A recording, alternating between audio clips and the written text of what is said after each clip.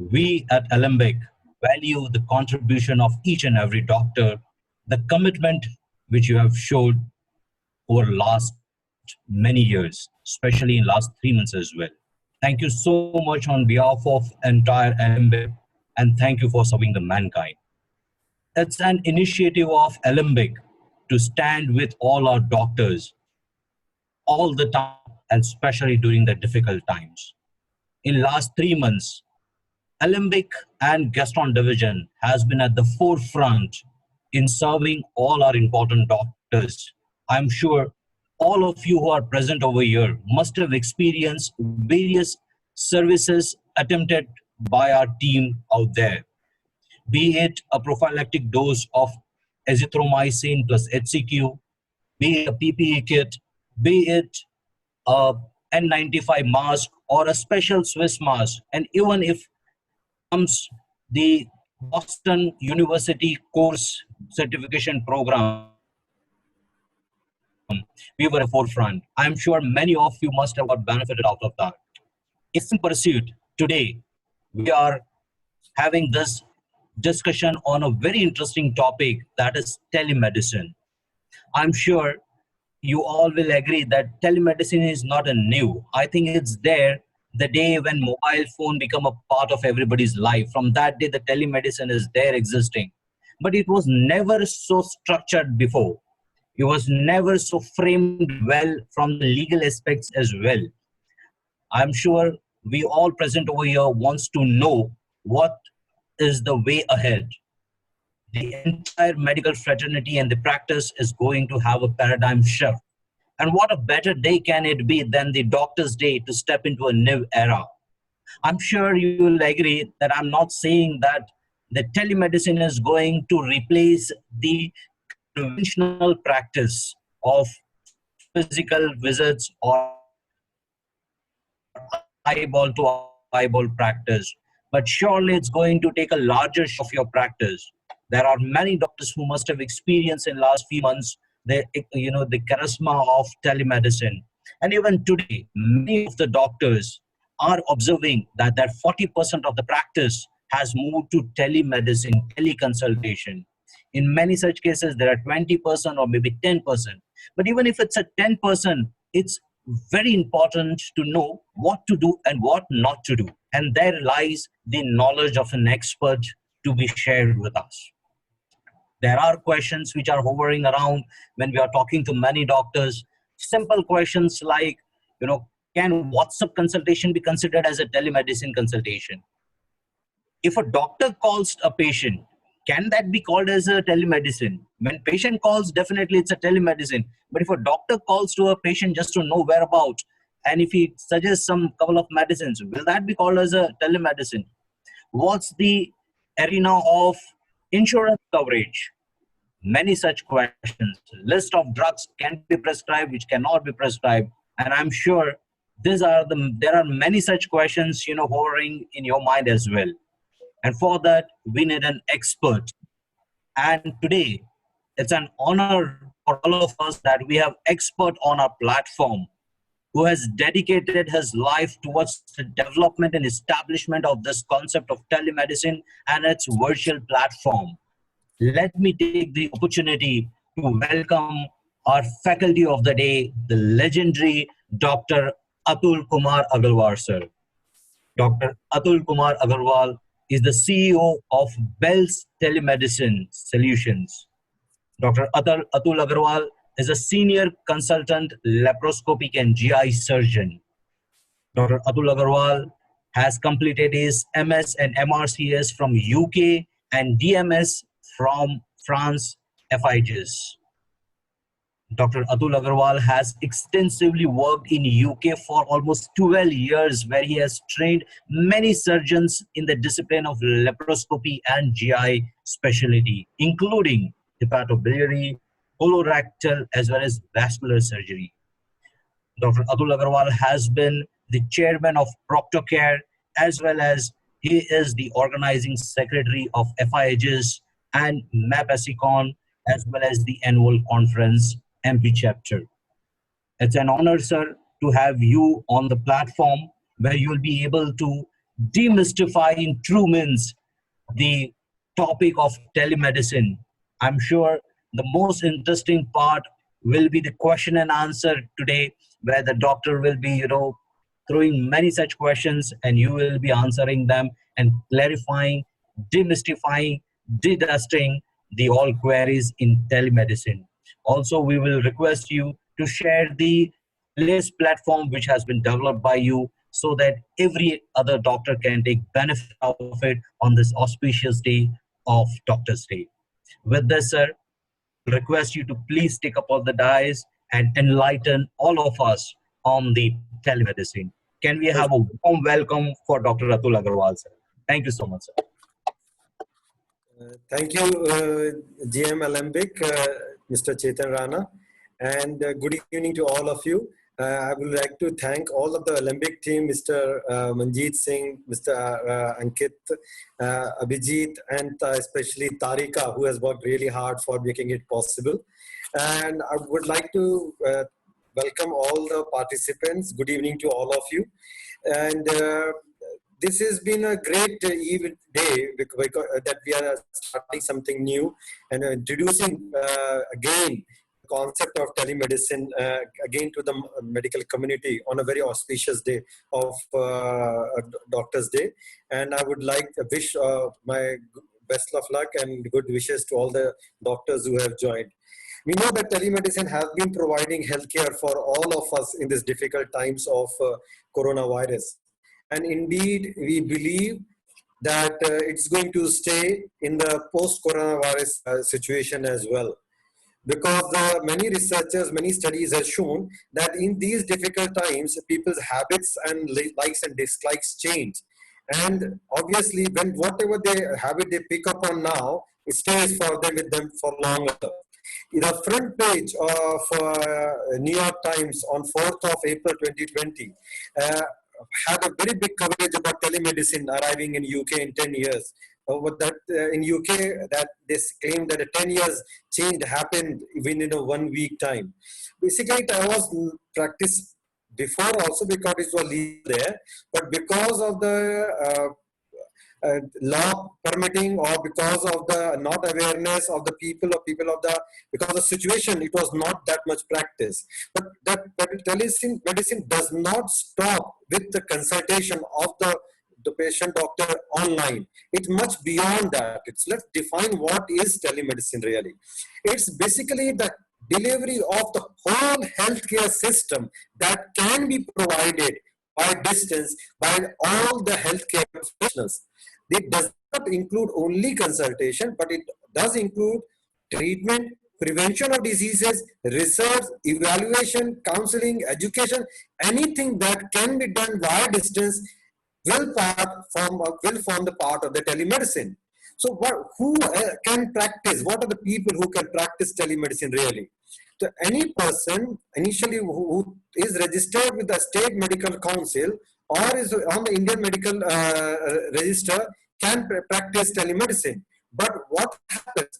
What do we really know that? What about there are a lot of other specialties of the doctors, like Ayush doctors, what we call them, the Ayurvedic doctors, the homeopathic doctors, the Unani doctors, the physiotherapists, the dietitians. Let's have a bit of a quiz whether really if they can practice. Let's find out. I'm asking Tarika, do you want to talk about it? That what will happen? The poll question.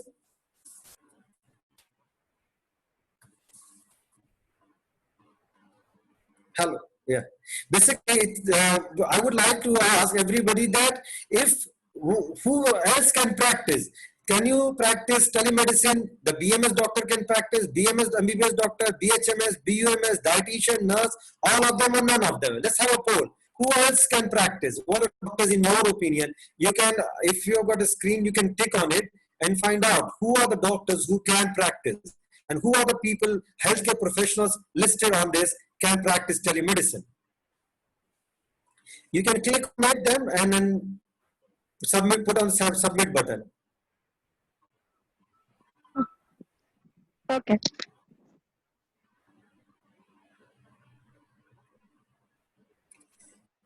So Okay, so that's a very amazing. See, most of you think that the only MBBS doctors can practice.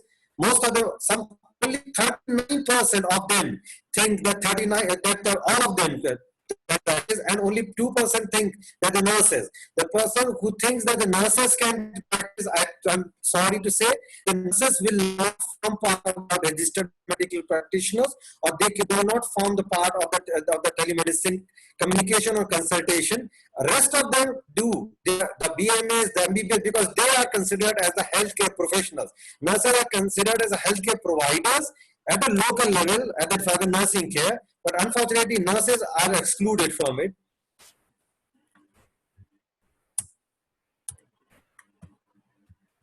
Can you go to the next slide? Yeah. So basically, this situation has brought suddenly so much changes that on 25th of March, the MCI recognized the need of the doctors to practice to consult and prescribe distantly. Within 12 days of that, the CCIN, the regulatory body of the Ayurvedic doctors, and up to within 3 days of that, the regulatory body of the homeopathic doctors, CCH, the Central Council of Homeopathy, recognized. Why don't you take it? I close it. They recognize that there is a need for a telemedicine that can be practiced and should be practiced. Close it. So transformational change happened during the COVID period. This all was there, but obviously the law to frame to protect the doctors were there. So on the 11th of March, an old law was invoked. By within 2 weeks, this is one of the fastest things to become a law. Within 2 weeks, the 25th of March, a new law on a new subject was passed by the Board of Governors superseding the MCI, which was called as Telemedicine Practice Guidelines. And on 11th of April, the drugs were notified that could be done prescribed online and via telemedicine. And on 22nd of April, a new law was amended where the ordinance was passed regarding the violence of doctors, so that the doctors can practice without any fear of violence against them. And if you see that this was the part of the amendment of the Epidemic Disease Act, Ordinance 2020. So this is not going to stay. The violence against doctors part is probably not going to stay after the pandemic is notified. But these three things, the law which permits the RMPs to practice distant telemedicine, consultation, counseling is going to stay.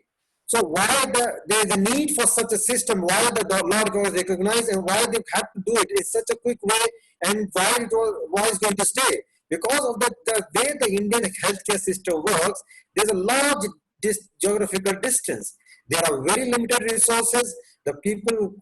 Most of the doctors, most of the specialists are living in the cities, in the metro. There's a cost constraint in the rural areas. They have to commute. The logistics, the transport system is not there. There's a need for a lot of diseases which need just regular checking, monitoring. For that, you don't need to see a doctor on a regular basis. And the worst part is that the EMR, what we call electronic medical records, they can be kept for as long as you have got a system to safeguard them. All the documents, everything can be protected, which was not there before. So basically, you people have treatment, they forget the treatment, they do not remember what happened 10 years ago, 20 years ago. But if you see, via telemedicine, all the records can be saved very easily in a electronic format, and exact documentation can be provided. And the best thing is it does provide more legal protection to both the parties. Why? Because there's a documented evidence long back. Otherwise, most of the things are on hearsay or what you thought was heard. So basically, it protects both the doctors and the patient, the beneficiary, as well as the healthcare providers. So the future. Because this is going to enable the healthcare accessibility for all and everybody and everywhere. It is going to be much more affordable because people don't have to travel. Obviously, the cost of travel, the work loss, that they can still work at their place. The doctor will not need that much of infrastructure to have a waiting area for the patients. So the affordability increases. It can provide a timely access also. If you want to see a doctor, you book an appointment and then you can see the doctor. You don't need to travel for 2 hours, 3 hours before you can see a doctor. It will provide you a faster access because of the availability of the data, because of the availability of the internet, because of availability of the phone everywhere, because of the availability of the electricity now in most of the places. So the data, the accessibility definitely will increase. That this access was not available earlier before, and that's why it was the limiting factor. But now it is there, so it will be available for everybody. Why in our teaching we are taught about teaching. When we talk about examining a patient, we always say, oh, we need to take a history and then we need to examine, which involves basically palpating the patient, percussing, auscultating. But if you see, 90% of the diagnosis is already made on the history, and 10% of the people need physical examination. I'm telling it to anybody, if you see at the clinic, if you ask somebody to do an audit of the people that you really need to examine based on that, you'll find like somebody coming on follow up for a diabetic checkup, or somebody coming for hypertension. Because you can have a different way of measuring the blood pressure, you don't need to physically examine the patient sometimes. The diagnosis, differential diagnosis can always be made in 100% of the cases. Diagnostic tests, I do agree, is needed to confirm or refute or support your diagnosis in 60% of the cases, and only 10% of the patients require some sort of intervention or a procedure like an endoscopy or a proctoscopy or examination, examination or an operation. So if you see 90% of the patient will need the diagnosis is made on the history. I'm not telling that this is good. Telemedicine, as Mr. Chetan said, is going to replace the conventional medicine, but it can augment the effectiveness of our practice. Why? Because there are a lot of clinical examination gadgets we have got now. In order to inspect the patient, we can just ask the patient to go in front of a high definition web camera on a bright light, and we can ask them to open his mouth to see inside his mouth. Or we can ask the patient to put his eye in front of that light, and we can see whether the patient is scared or looks like. Is the patient really pale? People have got access to digital thermometer that can be kept at their home. They can just tell. You don't need a very experienced hand to monitor the temperature. The digitul pulse oximeter, this has been extensively been used by a lot of places because of the corona, because we have found that oximeter does provide an early indication of such fall in saturation, and we can basically triage the patients who need early intervention on better or better treatment. Digital BP instruments are there. You can put it on the cuff, press a button. The old age of mercury BP instrument is dying out now. You do have a Bluetooth enabled stethoscope, so you can listen to people's hearts from sitting at a distance, and you can basically diagnose whether they have got heart murmurs or not. A Doppler or software supported 12 lead ECG. So these are the things. We know that there are a lot of watches who do things while on their wrist. So there are a lot of things, gadgets which can help you examine the patients sitting distantly as well. So that's why there was a need for a new guideline which was formed on 25th of March 20 table, which enables all the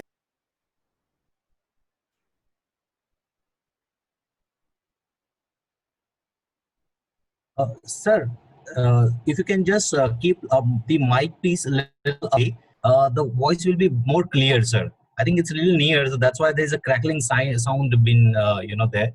So if you can just keep a little away and unmute your mic, sir. Your mic is muted now.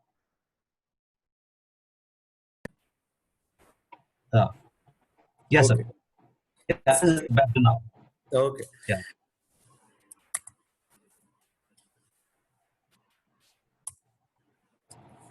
I can't go to the next slide. Yeah. Tarika, can you please help? Yeah. So why this is, why is this not epidemic specific? Why it is going to stay? Because there's already an act, what we call Epidemic Disease Act of 1987, Section 4, which protects the person acting in the act for legal proceedings in these kind of situations. And there is another act called Disaster Management Act 2005, which was already protecting the doctors. But this is a very different law which has been formed on 25th of March 2020, which enables all the doctors, all the healthcare professionals to do the distance consultation and provide their services sitting at distance. And so it is going to stay even after that coronavirus, or even if after this pandemic is gone. And the best part is this is good, that the good news is that is why it is going to stay, because even the insurance company has started recognizing it, that, and therefore the IRDA, the development in the field has been so swift within the last few months that even the IRDA has approved on 11th of July that the insurance claims under the telemedicine will be covered as per the terms and conditions of the contract which they have done. So anybody who has already got a pre-existing contract or insurance, it will be there for them to stay. So they can have a claim as well. So there are a few things which are very, very advantageous. Normally, we knew that prior to this, anybody registered in Madhya Pradesh couldn't practice as a doctor in UP because he was registered as a doctor in the Madhya Pradesh Medical Council. Whereas the telemedicine, the best part of it is somebody sitting in the Madhya Pradesh can give consultation, can provide his services to anybody and everybody in the country, anywhere he wants.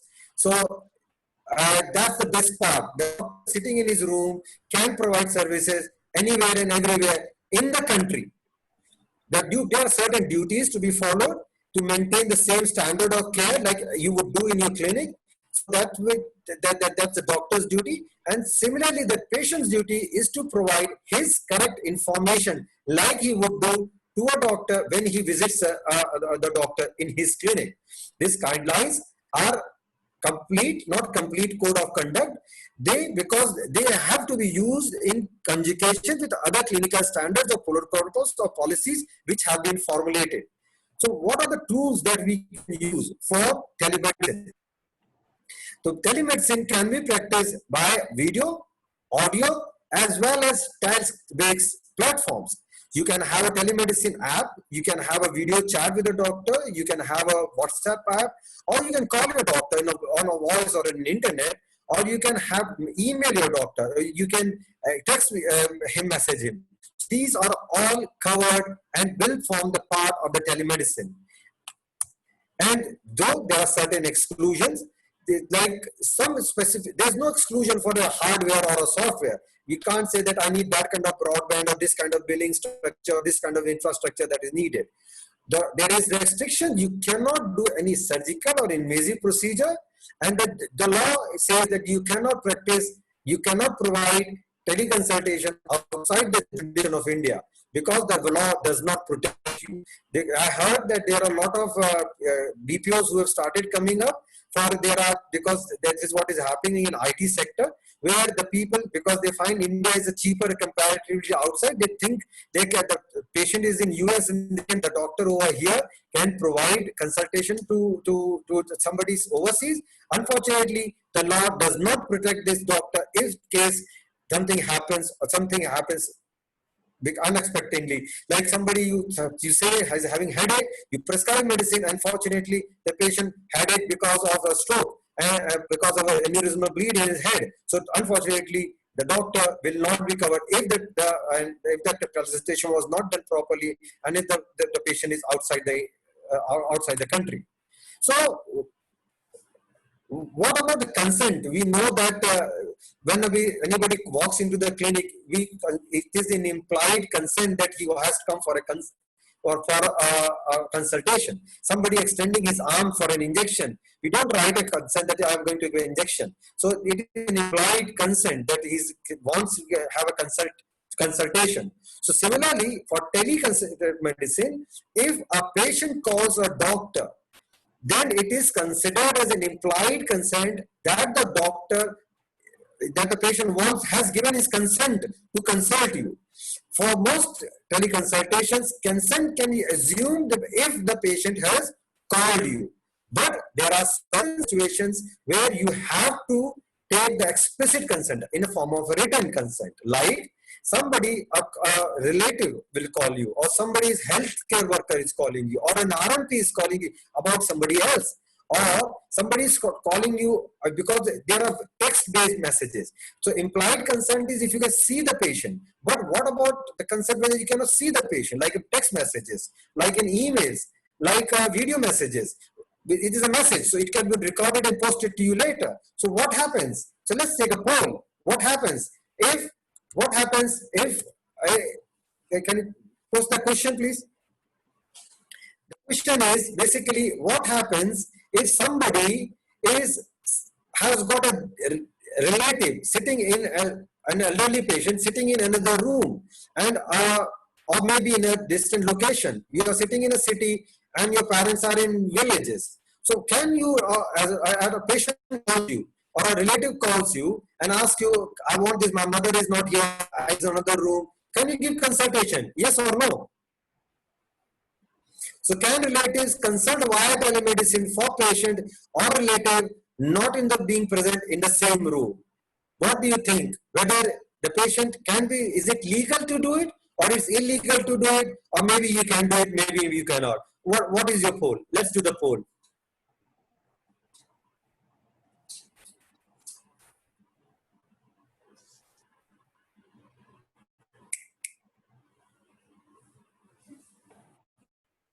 So yes, most of the people think yes, 29% think maybe, and 24% think maybe, 99, basically all half of it thinks yes, and 25% no and maybe.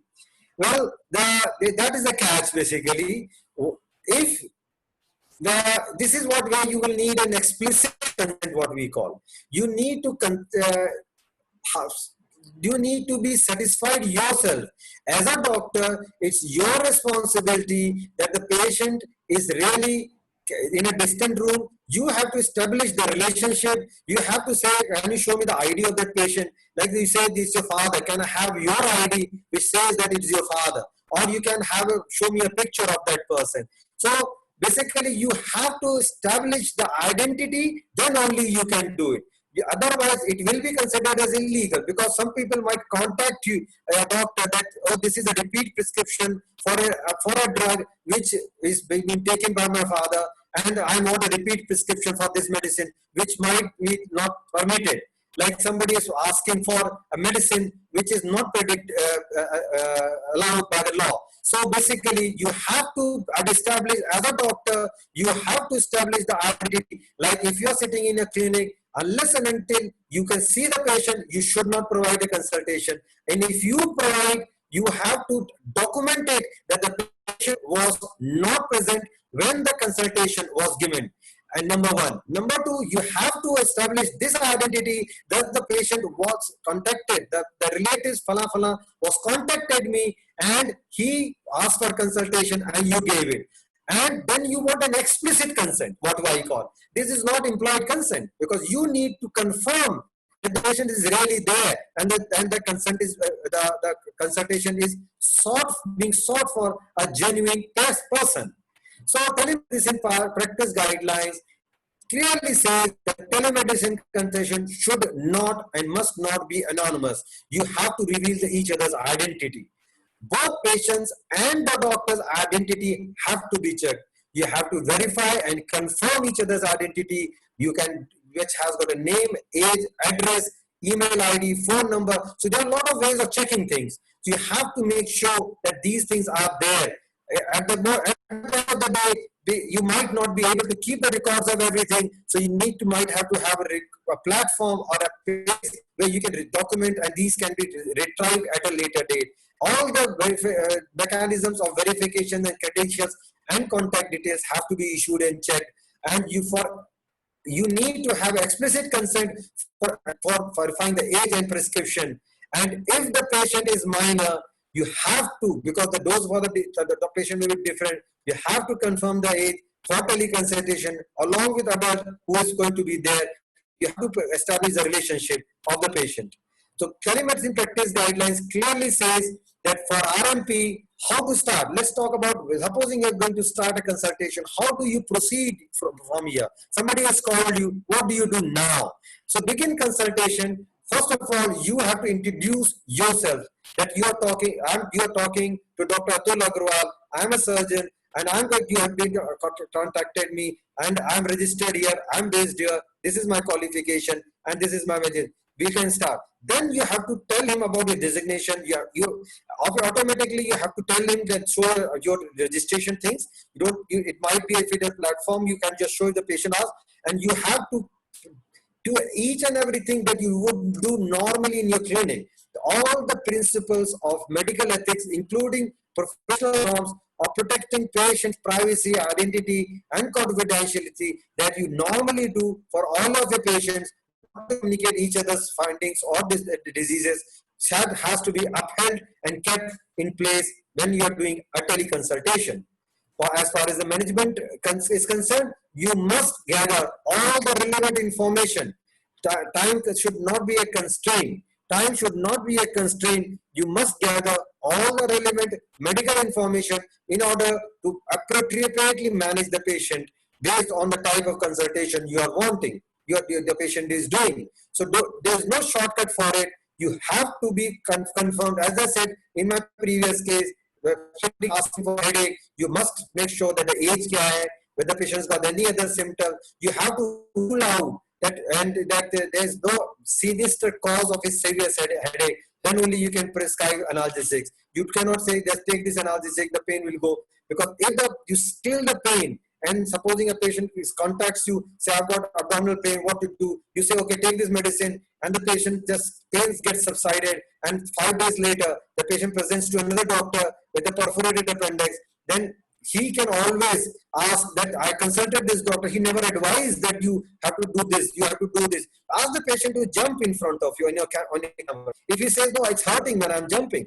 probably he's got prednisone. So you have to ask, there are ways of ascertaining that the patient has got prednisone, so possibly if there is something, he should be examined properly. You can guide him, okay, you take this painkiller, but I would recommend you go to the nearest physician and get yourself checked because you might have appendicitis. Or you don't label it as non-specific abdominal pain. You say, abdominal pain yet to be diagnosed, cause yet to be specified, to be confirmed by further investigations. Ask the patient to do certain tests and prescribe painkillers or antibiotics, whatever you think. But you must ask the patient to get certain tests done in order to confirm or refute your diagnosis and get it checked by a person in person. Or ask him to come another day, if the pain doesn't subside in 2 days' time, do contact me. You have to do everything in order to protect you from making it worse for yourself after 2 days. Because if the patient has any complications or delayed presentation because of the analgesics prescribed, and the patient presents later, and he can say, oh, I did consulted this doctor 2 days ago, he gave me painkillers, the pain subsided, but the pathology continued. So this, obviously, you have to make sure that you protect yourself, protect your patient, and everything has to be documented. So guideline says that you can have a first consultation, you can have a follow-up consultation, or you can do a RMP to a healthcare worker, like sitting in a remote areas done. So on a first consultation, I would recommend that when you are prescribing, always for a follow-up consultation, because you want to see what happens to the patient with your medications, because you're doing a distant thing. You can see the progress, right? And you can, when you are doing a first consultation, as I said, you need to have explicit consent, and follow-up consent. When the patient calls you, it is basically an implied consent. And for all the health workers remotely in the villages, like Anganwadi workers or workers sitting in a village contacting you, basically you can provide consultation legally, ethically, and morally. So what are the things that you can do as far as the medications and things and counsel? You can do very well prescribed medicines. You can do proper counseling, and you can educate your patients about certain diseases, like somebody who's got diabetes if somebody's got physiotherapy problem, somebody has got problems for where you think the patient needs more of a health education, somebody's gaining weight and wants a bariatric consultation. So something like that, how to lose weight, you can do health education bit as well. So these all form part of your consultation. I know a lot of you who are practicing doctors would be getting a lot of calls with the patients telling that Dr. Sahab, aa nahi sakte because of the situation right is prevailing. So this is the good time to tell them, to guide them, to educate them about this. No, that it's possible. The best thing is that you can guide them, educate them, and still you can earn your bread, because the guideline clearly says you can charge your fees as well as for providing consultation. So there is no illegality in it. I know a lot of you have heard about few cases which have popped up recently about the doctors being sued for asking for fees for teleconsultation, which is the law protects you because you are providing a service. You can, based on your judgment, based on your skills, ask for fees as well. What about the emergency situation? What does the emergency situation say? The patient communicates that, or a remotely located healthcare worker communicates that there is an emergency and the patient needs a consultation from you. What would you do? Well, if you identify the emergency, start treating the patient, advise him about the first aid. Don't disconnect. No, you need emergency to see the doctor and therefore I can't. No. Ask him, you provide the first aid, you give him some painkillers. If somebody has broken a leg, you say, just take something to splint your arm, or if there's a bleeding, press that area, and then ask him to immediately guide him to the nearest referral center so that he can get a best possible treatment nearby. And goals and objective should be to provide the person in-person care soon as possible. And he must be advised to get a consultation in person with the registered medical practitioner at its earliest. There are certain drugs which have been prescribed for legal things, like somebody who has done text message consultation, or somebody has done a text message consultation or an audio consultation. These are the drugs. Some painkillers you can write. If somebody has got coughs, you can write cough syrups. You can write anticyclics, Promethazine, cough suppressants, ORS packets, zinc supplements. But there are certain medicines which can only and only be prescribed when you do some face-to-face consultations. And like on the first consultation, if you are doing a video consultation, then only, like you can see a skin alien, then only you can write these medications. Somebody ophthalmic drops, because these things you can see. Somebody has got a skin lesion, you can see the skin lesion. Based on that, you can prescribe medicines. Somebody has got a conjunctivitis, still you can prescribe medicines sitting remotely. The patient does not need to see. But there is a restriction. It has to be a video consultation. You cannot say that somebody aankh laal ho rahi hai and then you write something. Why? Because you have not seen the eyes yourself. You are falling short of your practice. So you need to see the eye is really red. That's only you can do. Somebody says, I have got a ear discharge. Okay, you are going to prescribe you some ear drops, but you need to see that there is a pus in the eye. What you can do, ask the patient to put on his torch on his camera phone and bring it close to his eye. Possibly you can see inside his ears as well. So then you can say, you have got an ear discharge and you need this antibiotic to take. Put in your ears. So there are certain things which can be very chronic. Like this was the main role of the telemedicine, I think, will be coming. Like for diabetes, people ask every 3 months come and see me. For hypertension, every 3 months come and see me.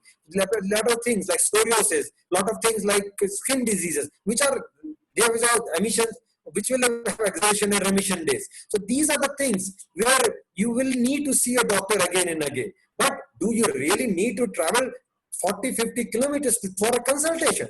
I don't think so. The telemedicine is going to make a big change for the chronic diseases that is going to come, like hypertension, adrenal, diabetes, you could prescribe sitting in the comfort of your home, and the patient avoiding the need to travel, coming to your clinic and getting infected from somebody who's got an infective disease. Or the best thing I thought was that the violence against the doctors. That can also be one of the very compelling reasons for doctors to promote telemedicine, because the violence against doctors will be obviously avoided if somebody is doing this in telemedicine. So there are certain areas which you can prescribe. There's a list B which adds that if you you can have certain ongoing medications. Somebody who has prescribed a medicine already, the blood pressure is not getting changed, is not that.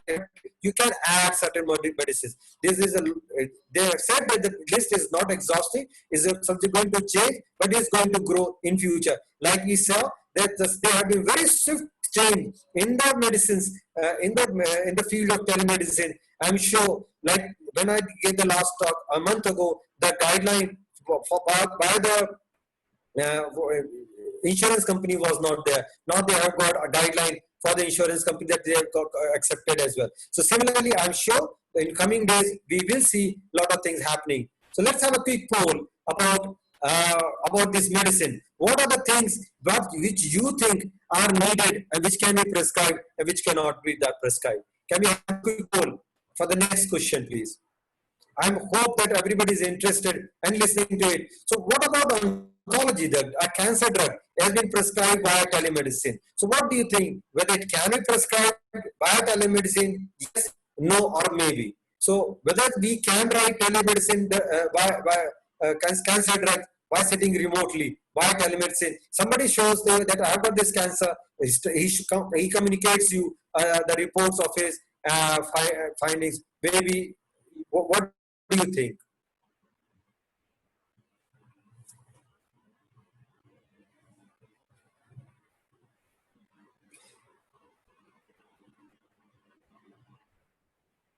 Yeah.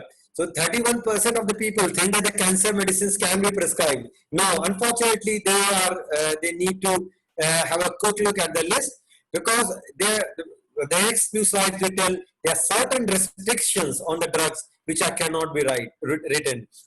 The cancer medicines, the medications cannot be written for, unfortunately, for the people remotely. Even though the patient has shown you the histology report, which confirms that he has got a malignancy, you cannot do. Even on a repeat prescription, it will come under review of the. Can you go to the next? Next slide. So just click on the slide. Yeah, okay, thank you.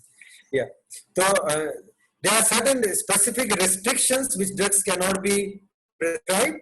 The central limitations of the prescribing consultants will be depending upon the type of consultation or mode are there. Like I said, that somebody consulting remotely need to have some sort of communication, like a video conferencing, in order for you to write skin medications or ear or eye conditions.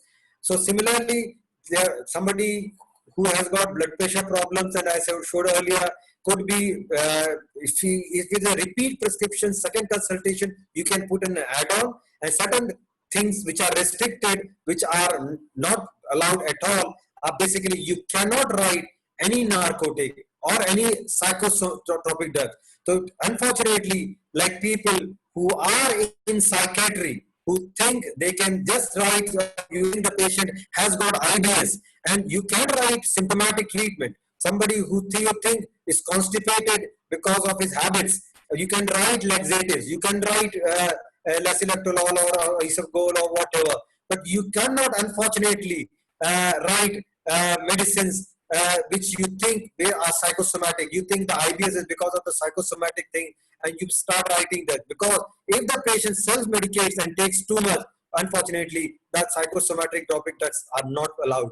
So unfortunately, the psychiatry, most of the people we know that the people in the psychiatry, they do have to write legally and ethically, and they do write medicines which are basically designed, which can affect their psychotropic medicinal substances. They cannot be written, unfortunately. Narcotics like morphine and morphine based, unfortunately, cannot be written. You cannot write an opioid based like tramadol. You cannot write, unfortunately. So this is a very nice and easy flow chart. I'm sure that all of you would have enjoyed it. So lies an easy flow chart, whatever we discussed. I would be love to have a lot of your questions so that we can answer and understand that the telemedicine and the scope. Because Corona is going to go, but trust me, the telemedicine is going to stay. And it is the one thing. We all have to embrace the new normal. And it is will go to normal. When probably distance selling started coming in, we probably never thought we will be buying everything, most of the thing online now. But we all know most of the costly things we buy is online.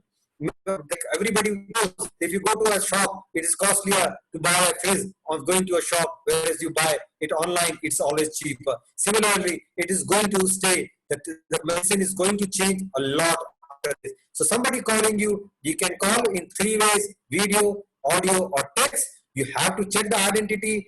Then if the patient is calling you, is already an employee, the first thing you have to do is quickly assess the patient needs emergency or not. If there's an emergency, you give him a first aid and refer him to see a local RMP immediately.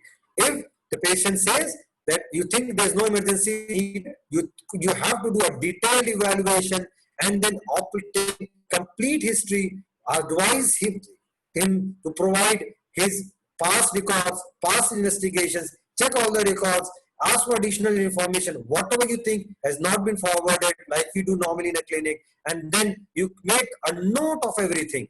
Because this is his documentary evidence. This is your documentary evidence that has got to be kept. And in case you think the management patient can be done via telemedicine, proceed. Even if you abort, if you think you know this is not the right thing to do via telemedicine, the patient cannot be benefited by this, you can still charge whatever fees he's paid, you already knew, and you can still abort the consultation because you are still advising him to see what to do next, the management. It could be a specialist in that area. That is also a form of a consultation. So you can provide or you think the patient can be consulted, you can provide health education, medical counseling, or specific treatment as per the list given in the list that we showed earlier. What are the things that can allow? Now, if what happens? Somebody consults you for the second time. Then you have to identify the patient. You have to say that you have identified. Basically, if the patient is called you again, it's basically implied consent. Like I said, this is going to change the way we do the repeat consultations or follow-ups in the near future. So somebody you have seen once, you can always advise, okay, you don't need to travel. The patient will be happy, to be honest. If you go to buy a vegetable and you say, "Bhaiya, dekho, pure paise dunga, but don't give me a rotten vegetable." Probably if you pay him, don't bargain him too much. Probably he will pay you. Not put the raw vegetable in your vegetable. Similarly, if you are honest with your patients, if you tell them, see, I charge you this much, I'm saving your time and money, you don't need to travel, just pay my consultation, and probably we can have a consultation online or on a platform or a via telemedicine. Probably they will listen to you because you're saving at the end of the day. It does not have to arrange for somebody to sit in his shop or close down his shop or avoid a day of work to consult you. So for follow-up patients, this is going to be a big thing. And I think it is the big thing to happen. In case you think it is a new company, it's always better to go ask for another test. Like somebody has consulted you once for a diabetes mellitus, now he is consulting you again. Now, what happens if the patient who has diabetes has got diabetic ketoacidosis or whatever symptoms he is telling looks like a hypoglycemia to you? So obviously you have to abort the consultation, advise him, go and see the doctor, and otherwise you can always go and prescribe this whatever the medicines are there in the you go on to prescribe. What happens if the patient is being not there, but the distant health provider, somebody sitting in a village wants to consult you? You have to, same thing will happen. You have to identify the patient. All three modes are possible. The RMP has to identify the patient again, and you have to provide this consultation as usual.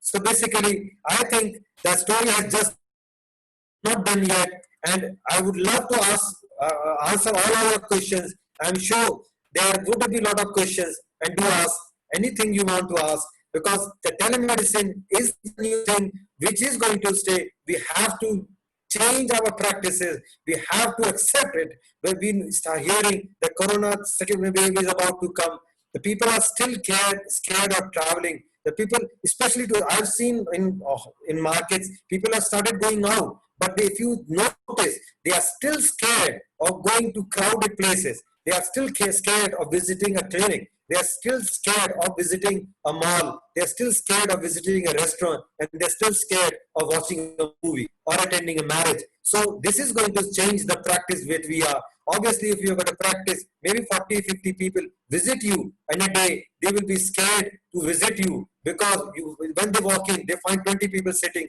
Probably they will be moved on to the next person. So why not to change our practice and change the way we practice? Thank you very much.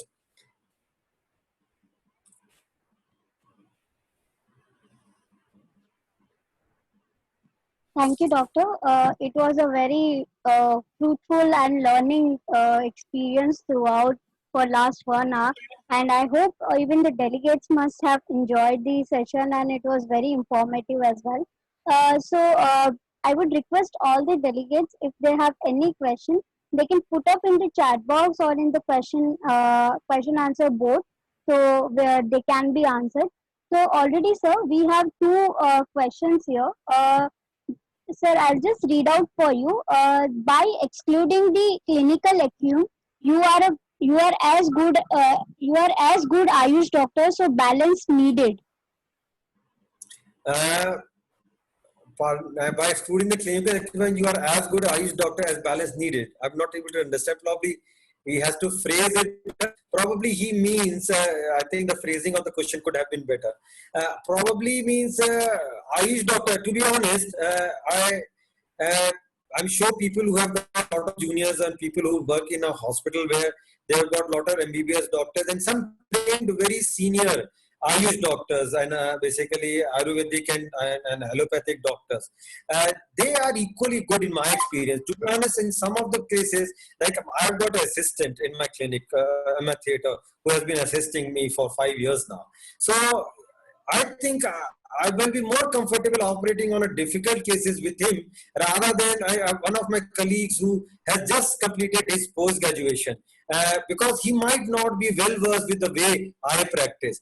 So basically, thinking that one specialty is better than others is it's a bit of a prejudice. Ayush doctors sometimes can be equally good or sometimes better with somebody who has got years of experience. Ayush doctors doesn't basically mean that even the government has started recognizing. What happens if you see, have you seen any DMMCH going to a village? They might go to a camp, but they will not go settle over there. Why? Because they want a certain quality of life. They want certain aspect of life. If you see the need and the way that demand is at a very different level, and it is something which is going to stay for the people. 70% of the India lives in villages. We all know that. There's just so lack of infrastructure. So obviously we have to help that basically he will be better than somebody who has got no experience. So unfortunately, I would disagree that clinical acumen is a very important part. Somebody we say has got it. That's why people look for an experienced doctor, because experience does make a lot of difference. Right, sir. I think his query has been answered. So the next question we have, telemedicine is approved for Mediclaim by IRDAI, but I am being told by the insurance company that telemedicine is not approved for doctors' medical indemnity. No, that's wrong. Basically, there are two things. They are trying to sell you some claims. I think that's what IRDA is for the patients, not for the doctors. Indemnity you have to buy. That's why I say the Mediclaims and everything is IRDA protects the patient, not the doctors. It's because the patient buys to provide a service from you.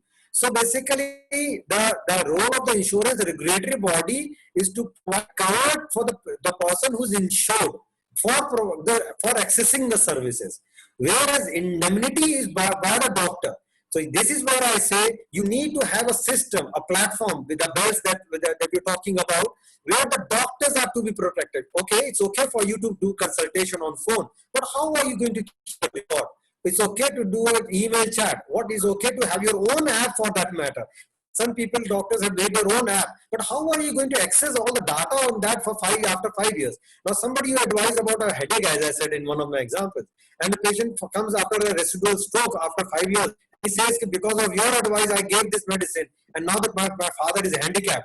Now, he has got a documentary evidence. You don't have evidence, any evidence to substantiate that you said, no, go and see a doctor. I think your doctor might be having one specific headache and he needs to be further investigations. He's an elderly person. You better go and check, see a neurologist and get your checked by a neurosurgeon or get a CT scan there. But you don't have a documentary evidence. So, so you need to have a documentary evidence, and you need to have. And certainly, as I said, if you are using a platform that, like the BELLS platform, we're talking about the platform that we are creating for the doctors' indemnity, that we have got insurance coverage for the doctors on our platform. It's part of our commitment to the people that who are using our platform, that we have to protect both the healthcare provider, the doctors, the dietitians, the physiotherapists, whether it's MBBS, a specialist or super specialist, as well as the patient. Right. So next question we have, in case the patient had consulted me earlier face to face at my chamber and was advised some psychotropic drug, can the patient be advised psychotropic via telemedicine? I'm afraid not, because the law clearly restricts you to prescribe things on it by telemedicine. Why? Because what happens, you prescribe him for 1 month. Supposing the patient says, I've written you for 1 week, and you prescribe him for 1 month, and the patient takes it all, and he has some problems because of the overdose of it. Unfortunately, we do sometimes use some medicines which can be a bit sedating, and he overdose of that, because you might say, okay, take it for 1 month, and then the patient takes it. And now because you have got a documentary evidence that you have given a psychotropic drug, unfortunately, the law will not protect you. There are certain restrictions, unfortunately, which you cannot do. So the telemedicine is still evolving. Possibly, it might be allowed at one day that somebody has got a psychiatric problem might be allowed to do this, but unfortunately, like in my last talk, when I did a month ago, I said at that time there was no regulation, there was nothing about the insurance covering you. But within 11 days of that, the IRDA allowed the telemedicine. Similarly, there might be a possibility. A few other drugs, which I think that you are correct, they should be added. I agree. Somebody who has got a history, you have got a documentary evidence, you have been prescribing, you have been a civil patient, you have judged in your clinical acumen that the patient needs further treatment, you can do it, but unfortunately, the law will not protect you. So doctor, next question is consultation through WhatsApp legal? Can we collect fees for that? Do you recommend any particular app for consultation? I cannot recommend anything, but yeah, there are the consultation is basically it should be it is legal. You can consult anybody via telemedicine. Only thing is you have to keep all the records as per the guidelines for next 10 years, as that's what the guideline says.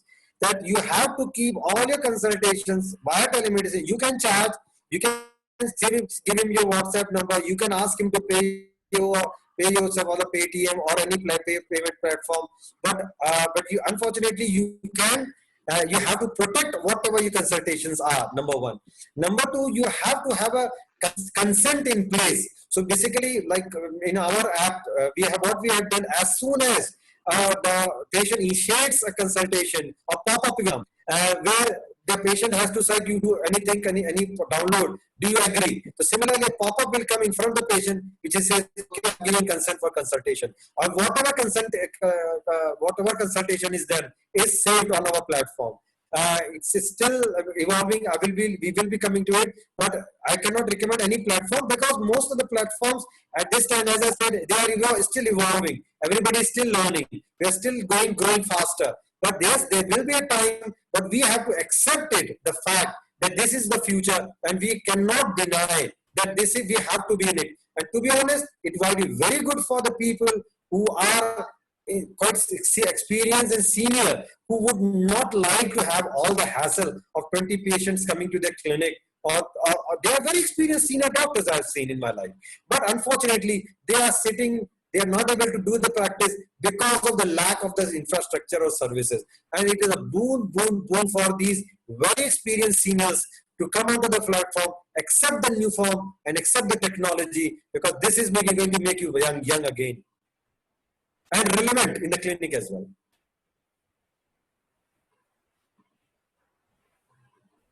Yeah. So, is it possible that the MBBS doctor who hasn't working for last 1 year and want to utilize this time in telemedicine, can they start it now? Yes, no problem.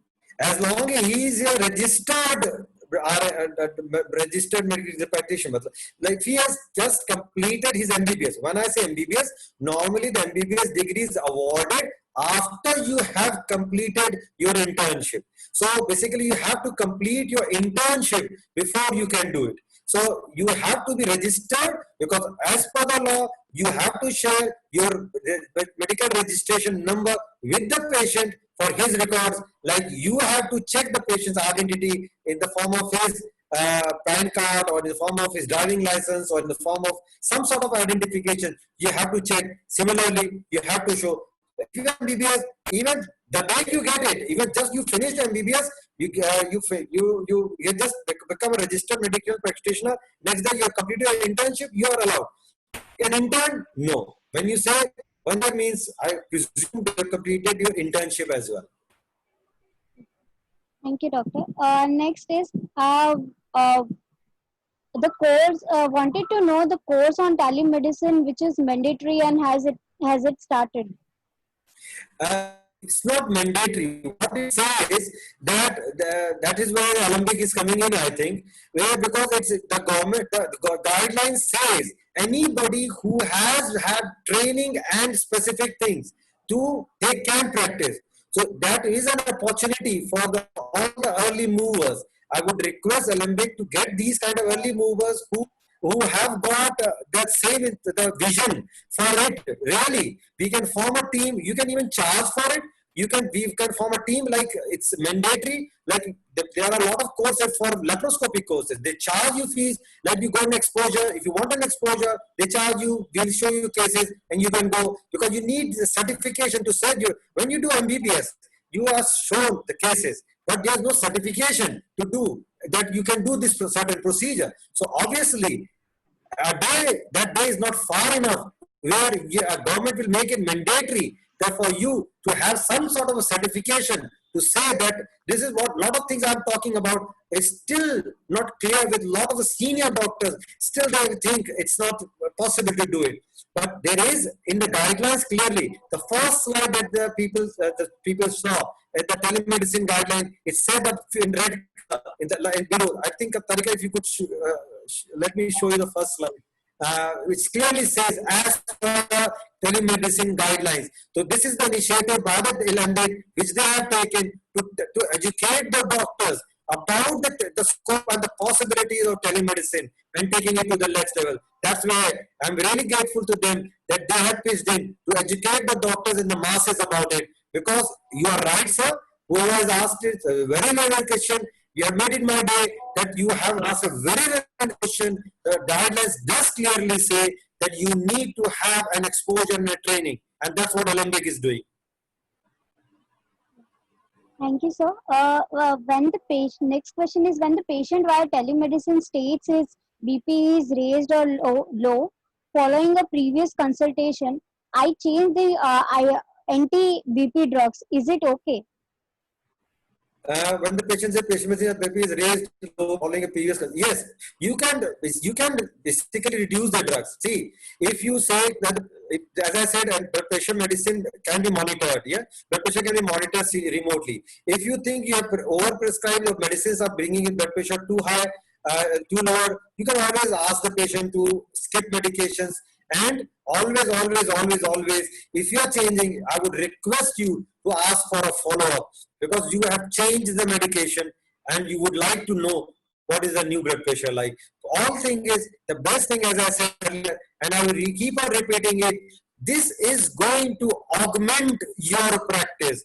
Somebody who is got limitations to come to you every 3 days, every 5 days, probably will come every 3 days and 5 days because he is saving hundreds of rupees on commuting and wasting his time in closing his shop and arranging for somebody to be there or taking a day off if he is a salaried person. So obviously he can just sit in his office chambers working and come to you, talk to you, pay your fees and still. So this is going to augment your practice, and these are the situations like blood pressure monitoring, like hypertension, the skin diseases, somebody has got simple viral infections, somebody has got acidity problem, a lot of things, IBS problems.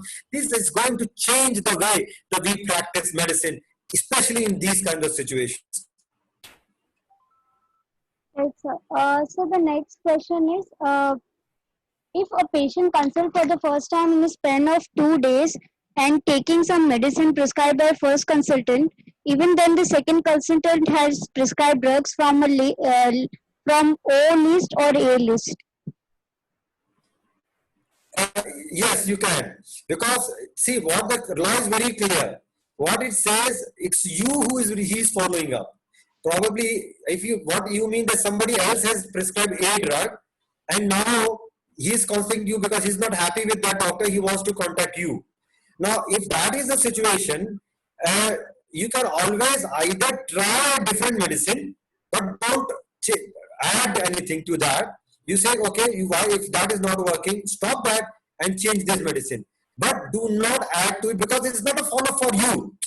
You have not followed the patient. For you, it's a first consultation.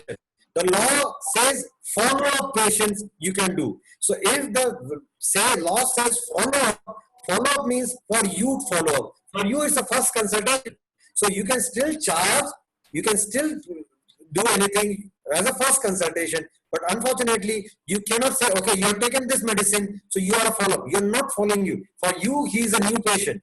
If you think he needs another medicine, do change his medicine, do augment, but it's your clear. The law is not to be thought like somebody is trying to strangulate the doctors or something which is to be avoided. If we follow the rules, the law is very, very, very simple, very explicit, very explanatory, and very supportive for all the registered medical practitioners, all the doctors, for the benefit of the patients.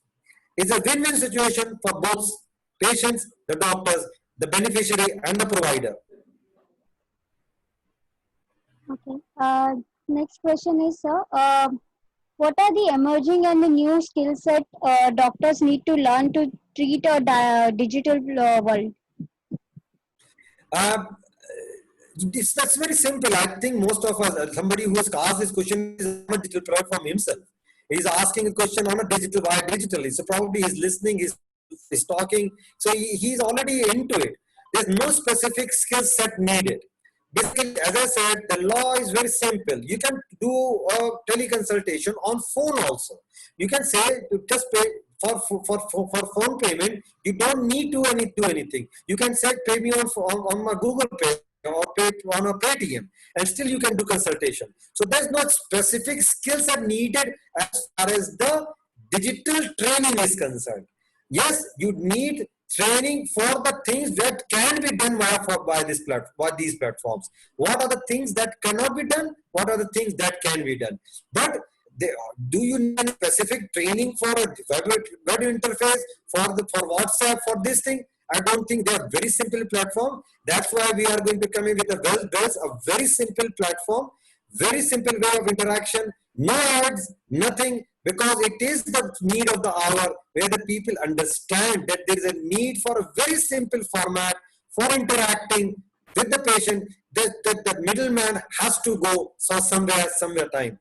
If you see people who know sitting in the metros, they know that there has been profit sharing sometimes in a very inappropriate way for people who are sitting in the metros and sitting in the centers and people in the remote areas. This will go. The people and the doctors and and patients are going to come closer. If you remember the good olden days, if you see any old movie, there's a movie clip, if you remember that if there's somebody else, the doctor will come to you at your home to provide the services. But that distance, that just changed a lot in recent times. There people wait for hours to see a doctor. They have to go to a doctor. But now this telemedicine is going to bring back that olden days where the doctors come to you in the form of digital. You are going to talk to the doctor. You are going to see the doctor. You are going to interact with the doctor. So it is really a very different format.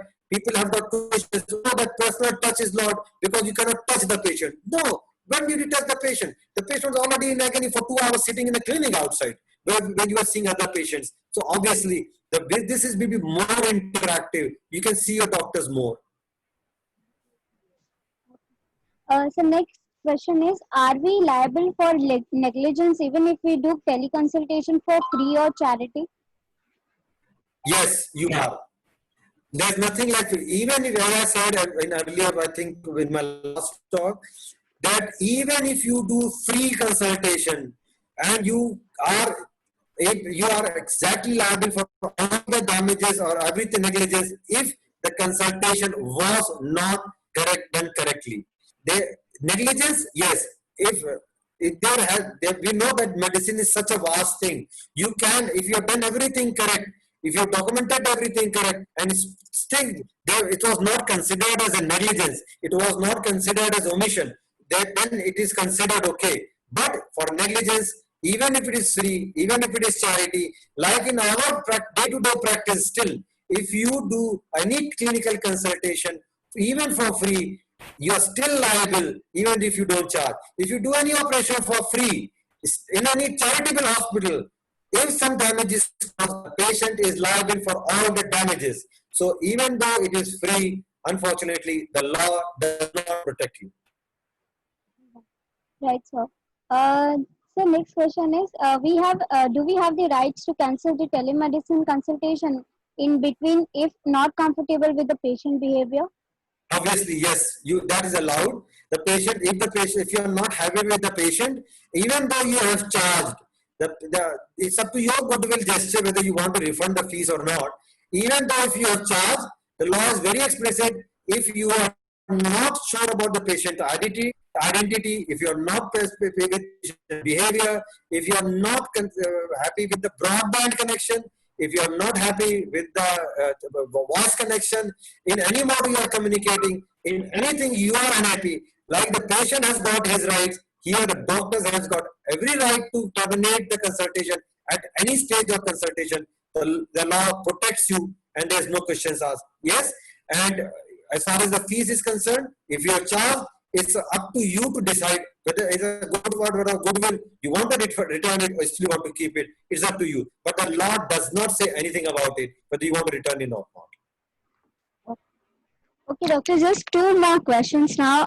One is, in the present scenario, what the precautions should we take in URI patient? It could be corona patient. See, what we're talking about is the telemedicine. Yeah. So there is something called teletriage which has come up, which is very good and is being promoted by the government itself, where they say you have got certain diseases, you can ask the patient. There are certain set of questions you can ask the patient, and if the patient there were certain questions, if the patient takes certain criteria, you can say that possibly you might have corona. I would recommend you go to center, which is a corona center, and I think you should be tested. So basically, that's what the law is trying to protect you. So it's good for you that there's something like you have got teleconsultation. There's something called teletriage as well, which permits you to try the patients before you start embark upon a further consultation. So yes, if you think the patient has got flu and you are not happy, you can say probably you might have a corona. You go to this center, get yourself tested.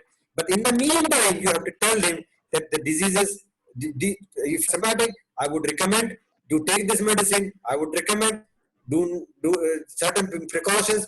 Keep yourself distant. Keep away away from your family. Do not meet people. Do social distancing and go and get yourself tested. That is also a form of consultation. So it's okay. It's okay.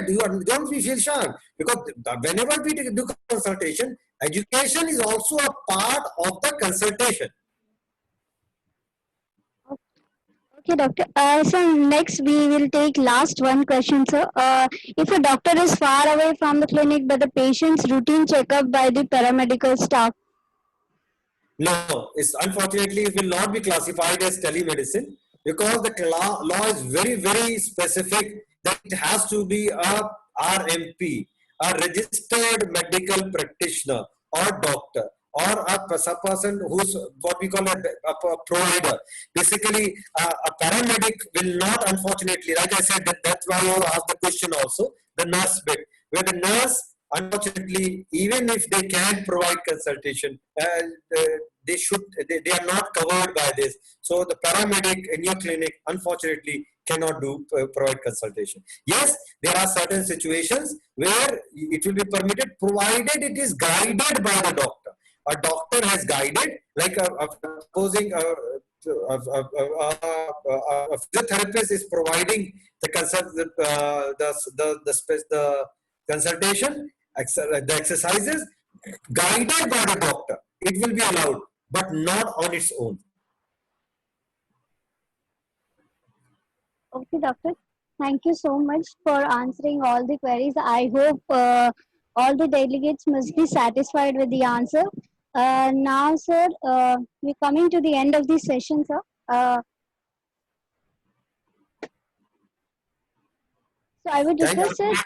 I would like to thank, before we end the session, I would like to thank everybody who has really contributed, especially the Alembic team, who has done so hard work in making it all possible, bringing together so many doctors together, and GM Mr. Chetan Rana, NSM Mr. Manjeet Singh, who has been with us throughout the talk, and he has been very encouraging in bringing it together, everybody. Mr. Ankit, Abhijit, our local guy at Bhopal, who has made it possible, and especially you, Tarika. You have been amazing in bringing it together, putting a good show and making it possible. And I thank each and everybody, and I would like to thank the whole of the Alembic. Like, there was a very good question asked by one of the doctors, and he made the day about the training. This is where I think Alembic is coming in a very big way of bringing about this awareness, because the telemedicine guideline clearly says, and I think that day is not far enough, where you will be called the pioneers in it, because says about the training of the doctors. The thing is going to stay, we all know, but there are very few companies who are recognizing the need of training the doctors and putting it forward. What they don't see, that is, it is going to change, and it is going to augment everything. It's going to increase the presence of the doctor, increase the relationship between the doctor and the patient. Thank you very much. Thank you, sir. Now I would like Manji sir to give the word of thanks, sir. Thank you, Tarika. On the behalf of Alembic family, I take this privilege to spread out my heartfelt thanks and express my paramount gratitude to Dr. Atul Kumar Agarwal ji, as you have honored us by addressing all the respected delegates. Your expertise in addressing the different approach for the topic telemedicine was cherished by everyone. It was thoroughly very enlightening, informative, and very interactive session. Very humbly, I pay my sincere thanks and gratitude to all the delegates who have participated in this scientific meet. Thank you, everyone. We, Team Alembic, Gaston Division, highly appreciate and acknowledge your valuable presence for this meet. I would love to express my genuine thanks to my seniors, our Alembic team members, all RM, ZM, especially Mr. Abhijit Mishra ji, Shivendra ji, and Mr. Ankit ji, our MM, and Madam Tarika, for making this event a mega success by their passionate, dedicated efforts. I would request to all the participants to pray God to make this earth free from pandemic of COVID-19. Last but not the least, We salute all the doctors and the members of the medical fraternity as they are putting day and night their efforts in serving the society and the nation. Once again, I would like to thank from the depth of my heart, a very thank you to each one of you to be the part of this session. Thank you. Have a happy Doctor's Day. Namaskar. Good evening. Thank you. Namaskar. Thank you, sir. Thank you. Thank you so much, doctor. Thank you so much, sir. Have a great day.